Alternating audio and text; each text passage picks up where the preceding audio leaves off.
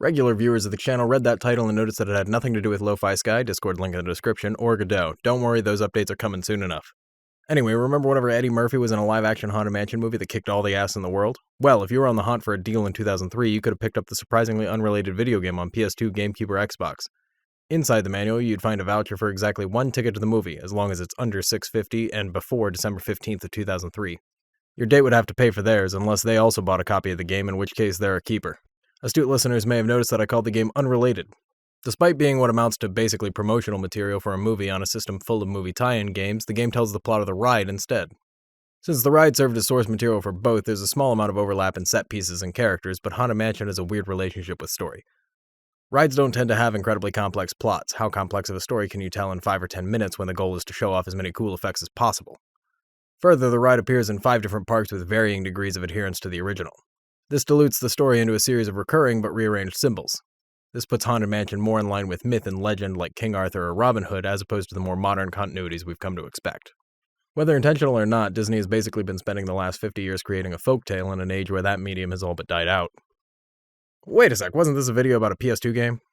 Enough of high school literary analysis, on to the spoilers! Though I think I've made it clear the story is not the focus of the game. It takes place shortly after the American Civil War and shows us Ezekiel Halloway taking up a job as groundskeeper at the deadliest place on Earth, TM. Unfortunately for Zeke, OSHA wouldn't be formed for another century. When he arrives, he finds that the mansion is haunted as fuck, so it's his job to clear each room of evil spirits and stop this fucker named Atticus Thorne. Over the course of the game, you learn that he wants to destroy the lands of both the living and the dead. What does that leave? Look, I looked through the whole manual and I played the entire game, and this never gets explained more than that one line. Feel free to tell me I'm wrong and also dumb in the comments. The thing we do learn is that he wants this plan to work, which means you don't, so it's time for him to turn into a worm and you to kick his ass. No time for diplomacy, he has a laser. If you read the title like a good viewer, you're probably wondering when the fuck is he going to talk about Resident Evil? If you didn't read the title, was that thumbnail just that good looking? I'd consider Resident Evil 8 to be a quarter great game and about 3/4 disjointed nonsense.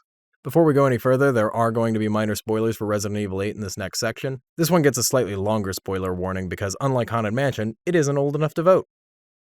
All the advertising for RE8 showed Big Titty Goth GF over here, and she's barely in the thing. I hold that the first part of the game when you're in her castle is by far the best part. Things are small and intimate.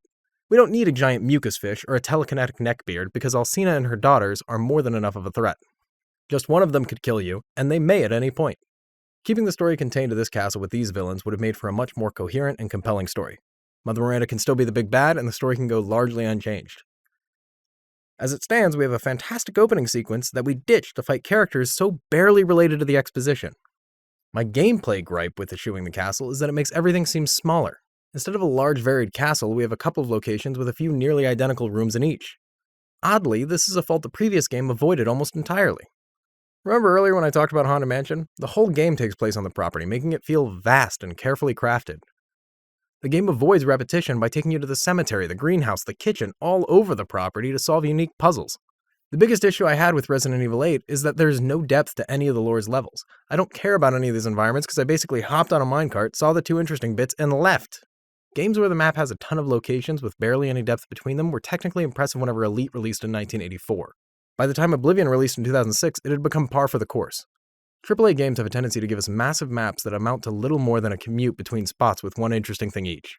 Personally, I find it much more interesting to explore a single, thorough location, if that wasn't obvious.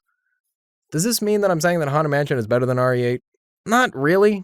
They're trying to do incredibly different things, and they succeed and fail in different ways. My issues with Haunted Mansion are much more technical. The combat's a bit awkward and the gameplay is repetitious. But where it succeeds is having a world that feels so much bigger than it actually is. If I wanted to be a boomer, I would say that this is something old games excelled at and we lost the magic along the way or something, but the truth is, this is something the industry never learned. I already mentioned Elite, but Daggerfall has one of the largest video game maps of all time, and it wasn't even released in this millennium. Making video game worlds this way is nothing new, but I prefer a much more Chekhov's gun approach.